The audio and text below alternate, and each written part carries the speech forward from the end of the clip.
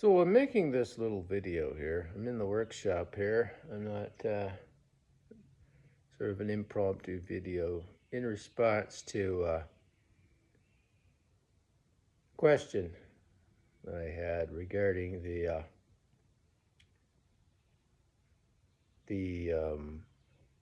antipathy that the modern Roman Catholic hierarchy shows towards the traditional Latin Mass and those people who are attached to it is the phrase they like to use. And it's from a Protestant. And I wanted to give an example that I think most Protestants could relate to, because I used to be Protestant for most of my life, up until about the age of 35. So the example I want to give, obviously, there's no perfect example, because there's different understandings of ecclesiology, there's different understandings of what it means to be a part of the body of Christ. But here's an example that I think, actually two examples. One example will be very familiar to Anglicans, because I myself, after I left the evangelical church, I became Anglican for 5 years before I entered the Catholic Church. So what you have in Anglicanism is groups of Anglicans who prefer and who choose to worship using the traditional liturgical books, the traditional liturgical calendar, the traditional lectionary, the traditional language, the authorized version of the Bible, which is the King James Version. And they're very much persecuted and hounded and marginalized by the mainstream Anglican communion. And the reason why, it's not because of liturgical preferences, it's because the theology, the theological understanding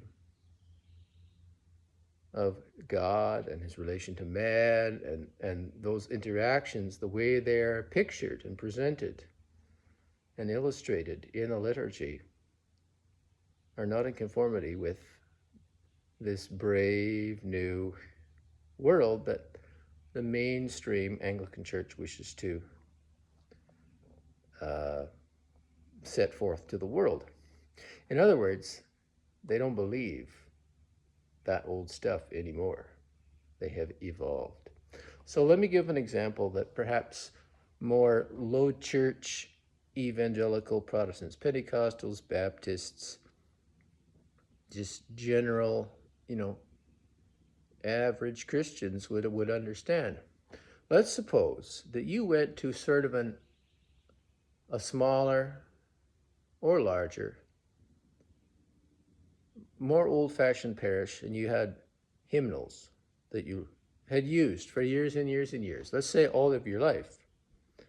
You'd had, whether it's the blue book or the red book or the brown book, let's say you've had these hymnals that you've used your whole life, and the King James Bible, and all of your whole entire life, as from the time you were little and now you're 60 or 70 years old, you've had the same hymnal, and it's what you know and it's what you love, and all those old hymns, and you're part of a denomination that went through a change, let's say 20 years ago. And 20 years ago, they introduced a new hymnal and a new version of the Bible that they wanted all of the churches in their denomination, all the affiliated churches, to switch over to. It had all the new songs up to date, 20 years ago, up to date. And the new version of the scriptures was more up to date for the modern man. So let's say that previously your church had used the King James Bible, and this the old brown book that I grew up with, Hymns of Glorious Praise. Let's say that was your hymnal in the Bible that you grew up with, and you knew that 20 years ago there had been a new songbook published by the denomination that you subscribe to, and let's say it's not the brown book, it's the blue book. So now you're singing, supposed to be singing out of the new hymn book, but your pastor, who's been there for years and years and years, never switched, and nobody ever switched, and now you're still using that old hymn book, and you know that you should be switched over to the new one, but somebody who visited another church said that new hymn book's terrible. There's all kinds of funny choruses and weird stuff. We don't like it. And then somebody who's maybe got a copy of the new Bible that they like, it's just not the same. It's just not the same. But yet your denomination is beginning to insist. And they say, as of January 1st, 2027, all churches affiliated with whatever, whether it's, I'm in Canada, and I used to go to a Pentecostal Assemblies of Canada church.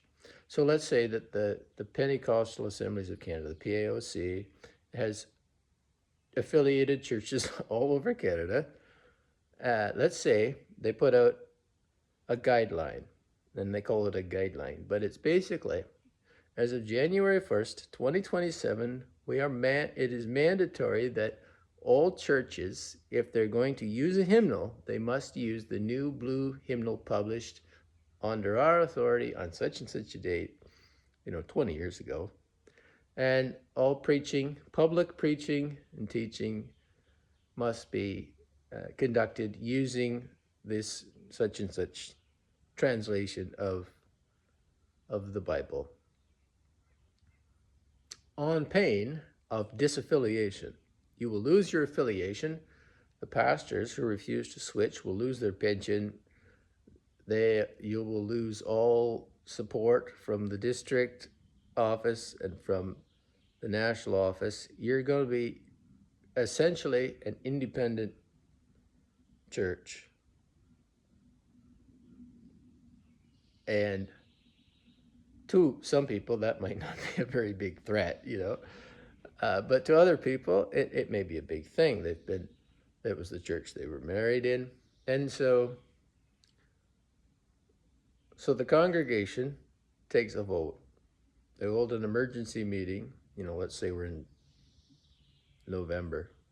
In a month and a bit, it's going to be decision day, right? So they have a congregational meeting, and the pastor says, this is what they read the letter out. We got to switch on pain of disaffiliation. Are we going to continue being a PAOC church, or are we going to be independent? It's not us who are bringing down these regulations. It's them telling us that we can't use the same hymn book that we've used for our whole lives, that we can't read the same Bible that we read for our whole lives, which was, up until 20 years ago, was fine. It was the official hymn book. It was the official translation of the Bible. And all the old curriculum was all using that. Why? Why are they doing this? What is wrong with using the old Bible and the old hymn book? So they have to take a vote. Who's in? Who's out? So this is kind of the thing. If you're a Protestant and you're having trouble understanding this struggle between the new Mass and the old Mass and the new rites of the administration for all of the sacraments, they've all been rewritten. And not just that, it's like the liturgical hours have been rewritten, entirely rewritten. Everything is different. There's nothing left the same. It's all been changed. And the reason why it was changed is because the old formularies, the old books, the old hymnals, literally, the old texts, the words themselves no longer express the theological understanding of the church today with regards to God, his relation to man, the church and its relation to the world. And so this is why there's a fundamental, there's been a mutation. There's been a mutation. Some call it infiltration. The people who made the decisions after the Second Vatican Council in the implementation of all these things, they're very deliberate.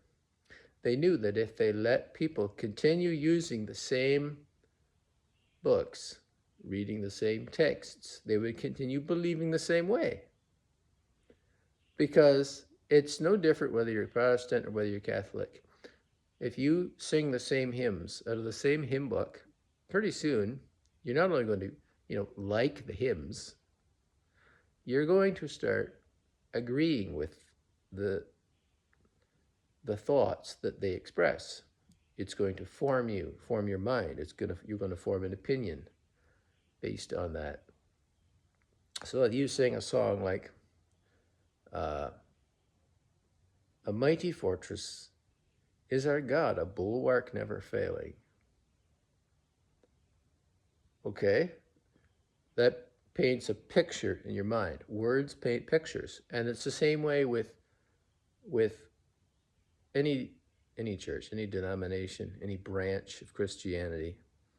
Not that I believe in the branch theory, but put that into your mind, that the reason why there's this big push by the modern day Vatican to squash people who continue to use the old books and believe the old faith is because they don't believe the old faith. They don't want the old books because it's different than what they believe now. So you have to say to yourself, who's right here? Is it the people who back in the 60s got together and said, well, you're okay, I'm okay, we're all okay. We'll just sit around the campfire and, maybe have a joint, play our guitars, sing some songs, and it's good. We're all good. It's a new world, like this is the 60s. We're against war. We're against the patriarchy. We're against, let's just all let our hair hang down. And so you see how things happen. So this is what's going on. And for serious people who read and who believe, and even people who have never grown up with the old books and the old music and the old sights and the sounds, when they experience it, they're like, really? We had all of this and they never told us. We had to find out for ourselves that there was all of this. It's a little bit like Josiah, when he reads a copy of the law, and he rends his clothes and says, we must restore this. And so this is what's been going on. So anyways, that was just a quick little video. I get back to work here, but just wanted to give an example or two that maybe Protestant people could understand about being disaffiliated, disfellowshipped, shunned. It's really the same idea. A little less serious, but it's the same kind of idea. It's corporate shunning. So leave it there. Bye.